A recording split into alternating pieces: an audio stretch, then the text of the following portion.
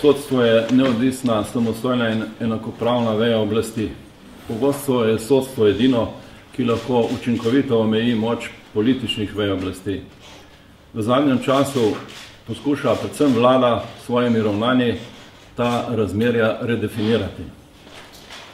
Sodna veja sprejema svoj del odgovornosti za delovanje pravne države, vendar pa mora ta svoj del sprejeti tudi politični veji. Sodniki sodijo namreč na podlagi zakonov, ki jih predlagata in sprejemata vlada in parlament, torej politična oblast. V vsaki zadevi oziroma vsaki zakonodaji mora biti utkana pravičnost, saj je pri sodnem odločanju polje presoje v tem pogledu razmeroma omejeno.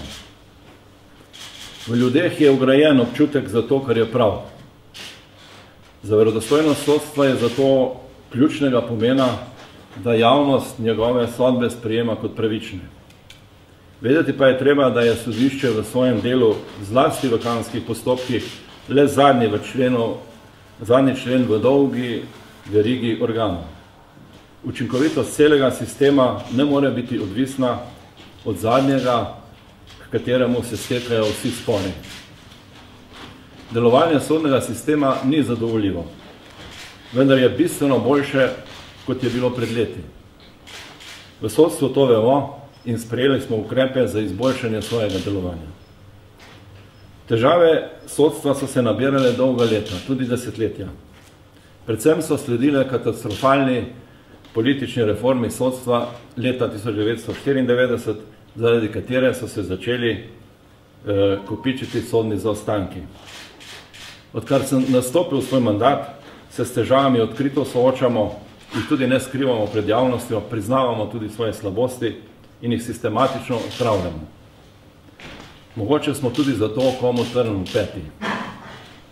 Izvršilna oblast je legitimne kritike sodstva v zvezi z nekaterimi medijsko razvpitimi zadevami izkoristila tudi za pritiske na sodstvo. Svojo odgovornost za tovrstne pojave pa zamolčala.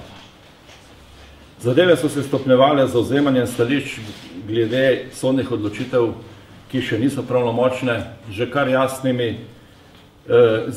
jasno izraženimi pričakovanji, kako naj se razsodi. Tega ni mogoče razumeti drugače kot pritisk na sodniško odločanje. Na drugi strani pa se pravnomočne sodbe sodišč ocenjujejo kot nepravične, govori se o neenakih merilih pri odločanju, o nekaterih sodbah, s katerimi so bila ugotovljena kazniva dejanja, pač se uporablja v komunikaciji pogojnik.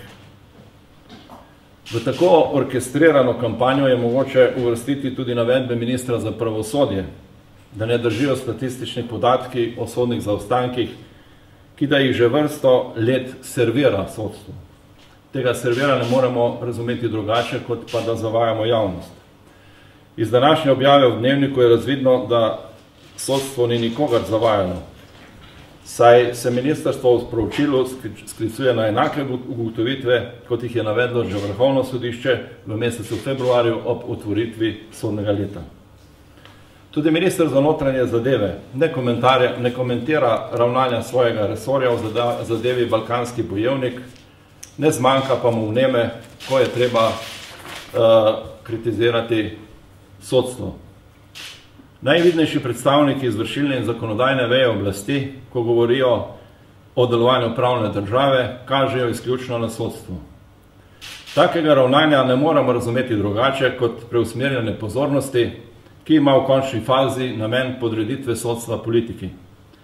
Je samo izpolnjevanje diskursa, ki se v začetni fazi kaže kot z nespoštovanjem sodnih odločb, nadaljuje z omalovaževanjem sodstva in v končni fazi konča z zahtevami po reformiranju sodstva. Poseben problem je v naši državi sprejeta razlaga domneve nedolžnosti. Politika sama bi morala pravočasno ukrepati z vidika politične in moralne odgovornosti, kjer se za nosilce javnih funkcij zahteva najvišje moralne in etične standarde. Sodstvo ta problem občuti, ker pomembni posamezniki, ki so v kazenskih postopkih, ohranjajo moč, in celo napovedujejo radikalno reformiranje sodstva, torej tistega, ki naj bi v teh kazenskih postopkih razsodilo. Da je tako, daje slediti tudi napoved zakonodaje, ki zadeva položaj sodišč in sodnikov. Ne drži ponavljanje, da poteka sprejemanje te zakonodaje v duhu izmenjave stališč s sodno vejo. V tem postopku sodna veja razen v začetku, torej, ko smo izrazili svoje pomisleke, pozneje ni bila pritegnjena. Sodstvo je vserej zagovarjalo dialog z drugima dvema vejama oblasti.